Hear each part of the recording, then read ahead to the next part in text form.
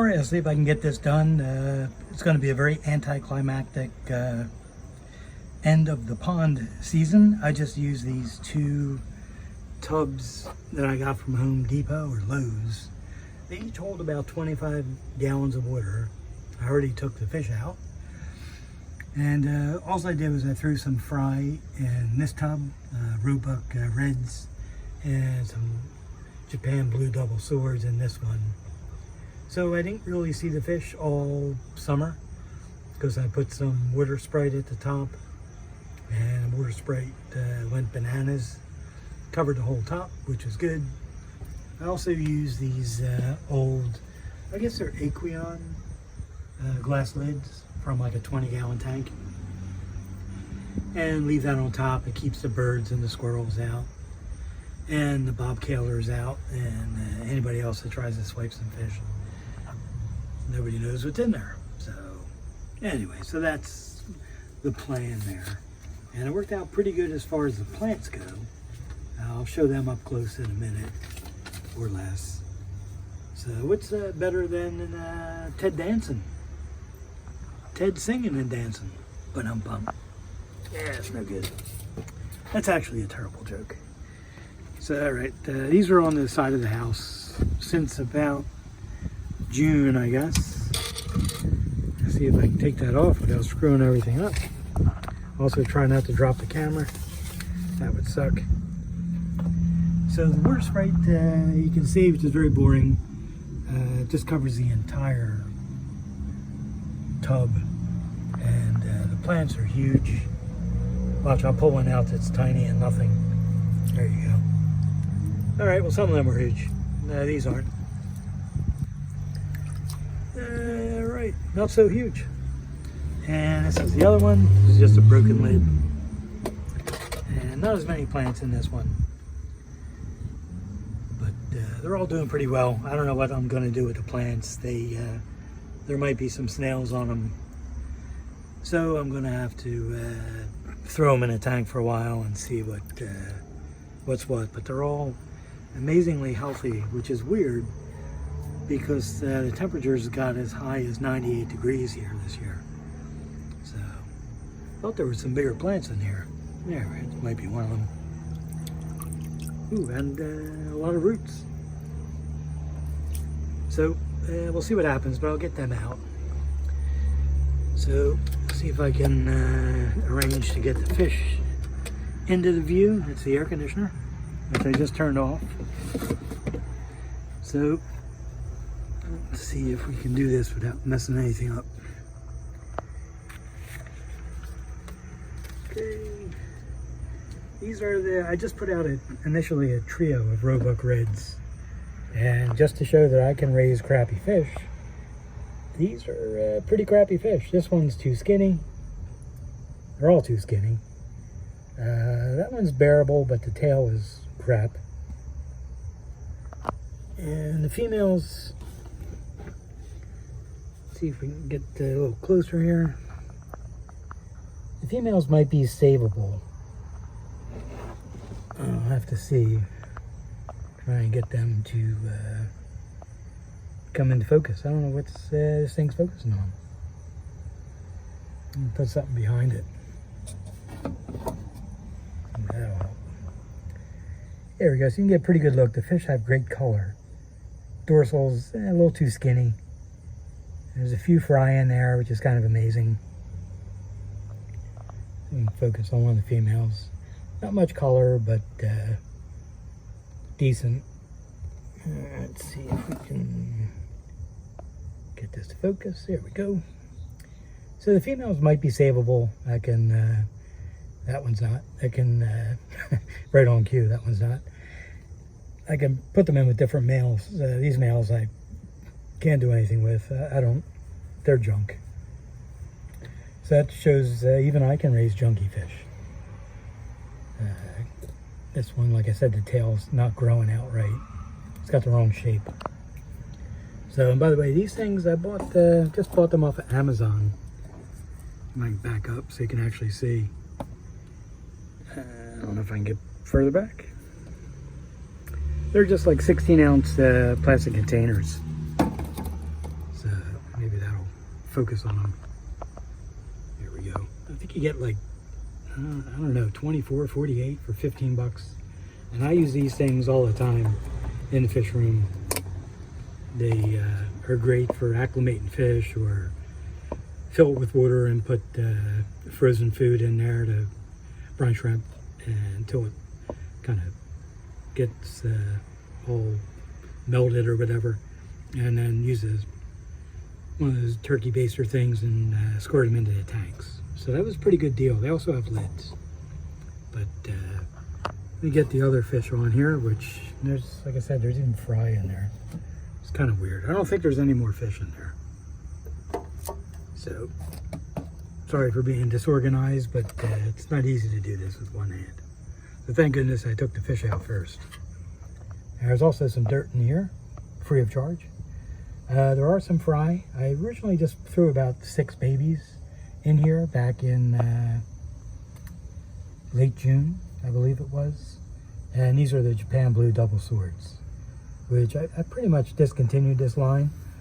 And I'll grow these out, put them in a regular tank. But body-wise, these are also too thin. So what's going to happen next is I'll put them in tanks in the house and feed them some fenbendazole flakes for a week, basically just to deworm them until I see what's what. But it is a good sign that there's some fry in there. I thought I saw 3 or 4, but the Japan Blue double swords are nice. They're a line that I've had for a long time, but I like the Allen Baez lower swords so much that I'm just going to go with that line instead. But I'll probably keep a few trios of these going just to not lose the line, because most of the Japan Blues I've seen of late are probably endlers and not guppies. But these are usually, there's no way to get these into IFGA show condition. The dorsals on mine don't get long enough, and that's one of the key things you need with double swords. You have to have a really long dorsal on the male that goes into, really goes about halfway into the tail just about. So these are pretty much just crappy line of double swords. Yeah, just for whatever enjoyment, if you enjoy the color or the shape, but they're never going to be a show quality fish. So, but at least these did better than the reds that were outside. There's more of them than I put in there. And they grew decently, but they're still too thin. So, and I will mention, why can't you hear a pterodactyl go to the bathroom? Because the P is silent. The P is silent. That's from Larry. Thank you, Larry. I forgot to tell that one yesterday. So, any idea what the horse said after it tripped? Help! I've fallen and I can't giddy up. I can't giddy up. Yeah, these jokes are awful. If these jokes were any worse, they'd be as bad as these fish.